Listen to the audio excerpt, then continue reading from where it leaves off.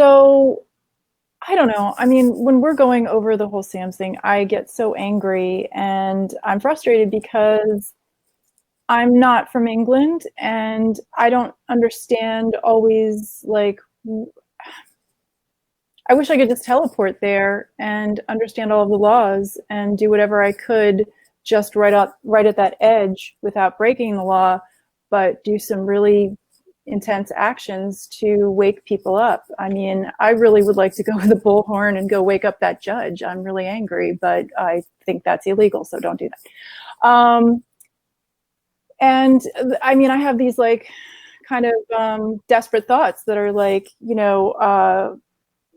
why, like, can't we hold these people accountable? Can't we go to international criminal courts and literally take them to The Hague and say, this is torture? This is literally torture. And, this judge needs to be removed. These people need to be go on offense, not defense. I mean, I guess maybe that would take a lot of time, and Julian's life is hanging in the balance, so it's not practical. But these are sort of the instinctive thoughts that I have that, like, how the hell are these people getting away with this? What is the most intense action that we can take without breaking the law, going to jail, harming people, etc., but waking everyone up? How can I learn the laws over in England fast enough to help? And what can I do here in America to help? These are just the thoughts that run through my head after reviewing that. It's horrific what they're doing to him. That's why my only desperate thought is just education, education, education. And that's why I think there's a real disconnect with people. I think that people just don't know his story. And when they know his story, they just know the talking points from the horrible media, as we all know. And they don't understand that he was targeted.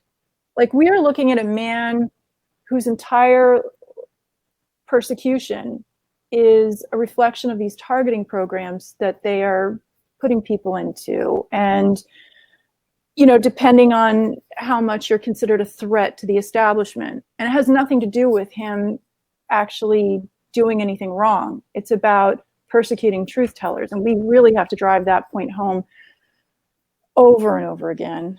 And the only way that I think people are going to really take it seriously is to really hammer the leaked documents, which I'll show that I think we've seen on the WikiLeaks website, and we've seen on my pages, and before it'll be a review. But I mean, there's some really damning evidence in the WikiLeaks documents themselves about how these agencies are framing him. So that has John to. Kiriakou actually laid it out really, really well when he talked about how these entire court proceedings are built to go. And that it's not about justice, it's not about truth, it's about damage mitigation and keeping secrets secret. And that's what this entire SAMS process feels like to me, on top of all of the torture and all of the other horrendous things built in there, to the point that by threat of government intervention, you can't have an open conversation with a family member that is built in there. So it just drives it so far that they don't want any bit of this information getting out. And with the targeting, Susie Dawson actually did a beautiful job in the Freeing Julian Assange Part 3 that we always refer back to here, the article that she wrote about how they literally work in their process of escalation for targeting people to make them understand who's in charge, but also at the same time to make sure that there is the misinformation and the disinformation and the infiltration that goes on to help break the public's thought and make them think that what is right is actually wrong. So if we could hop back into the next SAMS tile, because this kind of gives examples of correctional officers that had to enforce SAMS and just what their experiences were and what they had to say about it.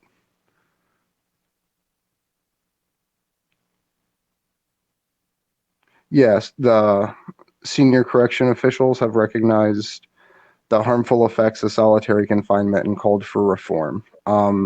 After spending just 20 hours in solitary confinement, the head of Colorado's Department of Corrections observed that maintaining his sanity would be a battle he would lose. New York's corrections commissioner found that solitary confinement at Rikers Island led to increased violence and that the program in general seemed to defy logic. Mississippi's former commissioner of corrections publicly criticized that the state's widespread use of solitary. If you treat people like animals, that's exactly how they'll behave. A former warden at ADX described the prison he ran. This place is not designed for humanity. It's not designed for rehabilitation. And that really just puts the context of this, that it's that weird study that came out of some college that says if you put people in charge of something and let them do what they will and then make it escalatingly more terrible, that they'd be willing to do it. And it's fucked up that it has to happen and is happening to Julian. But the more important thing is that this isn't a rare case, the way that he's being treated. This is, for many people, commonplace within the United States. And it's something that he himself had revealed through the Guantanamo Bay files and the program manuals. Yeah, I mean, how sick is it that he gave us the proof about targeting programs, and then they thought, hey, we're going to ruin your life with a targeting program because, we don't want anyone to know about the targeting programs.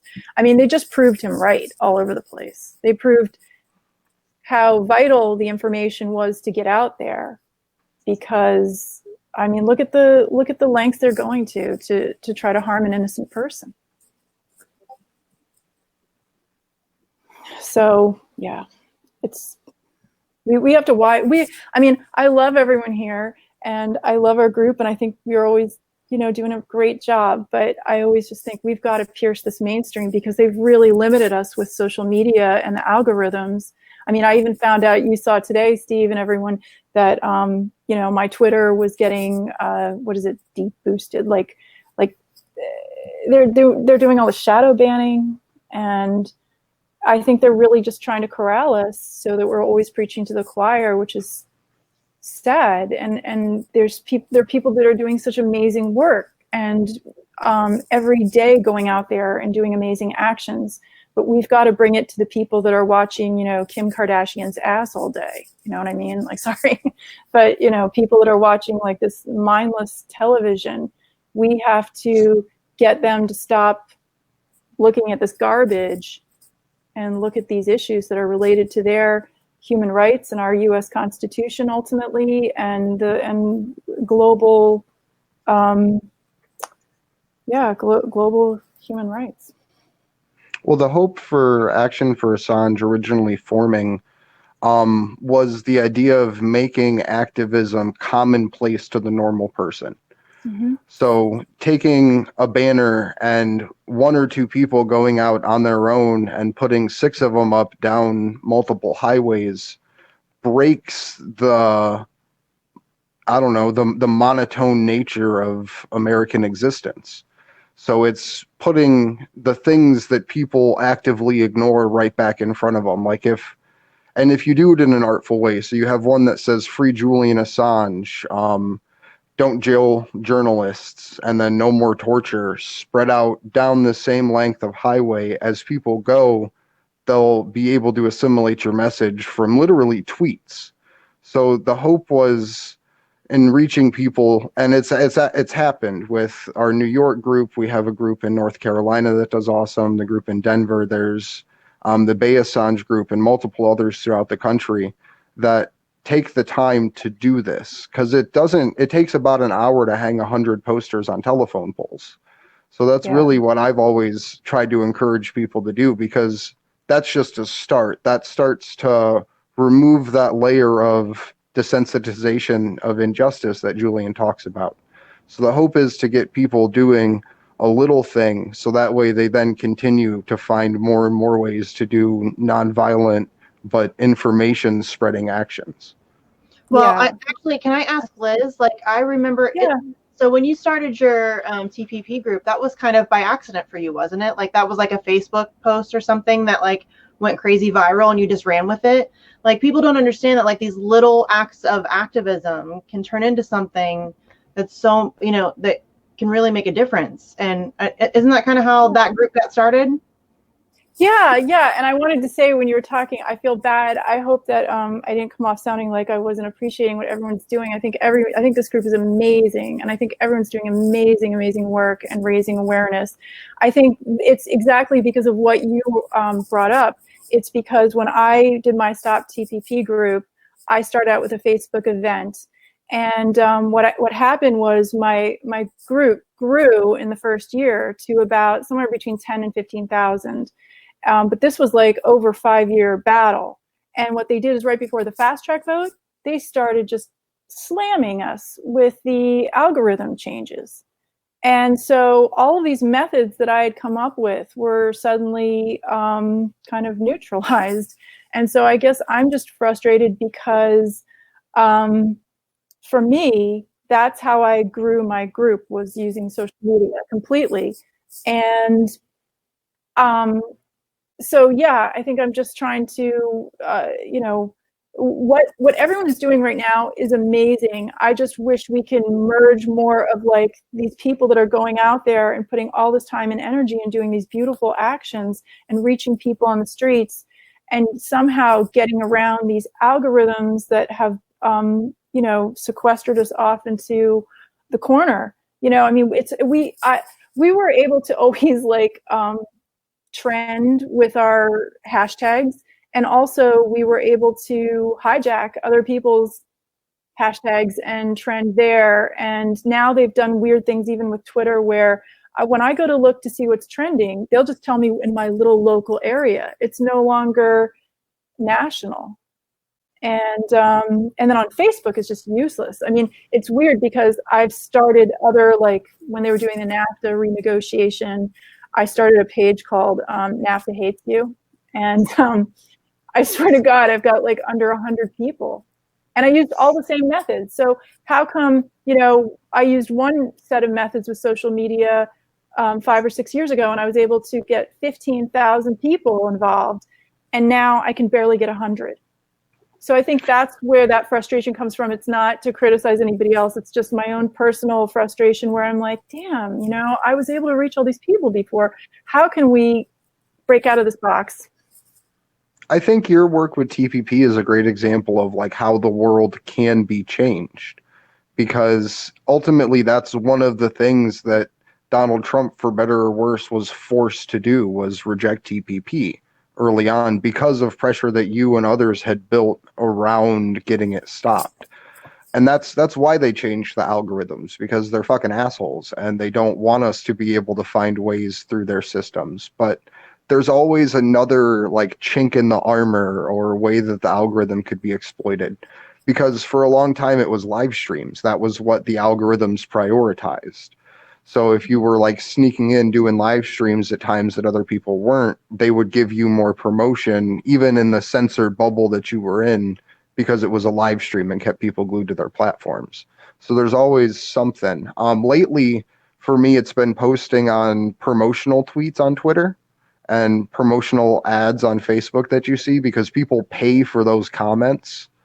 So as you're going through, if you drop a comment about Julian Assange or about someone that had their Twitter account removed, it's a lot more impactful, because then the people that are paying for that comment then get basically charged by Twitter to carry it around the internet for you. So it's a little, that's just a little thing that I figured out recently that I've been trying to use to help people get accounts back and things. Nice. I love it. Well, I think we should have brainstorming sessions for things exactly like that, and just come up with all the new, workaround techniques. Well, Um,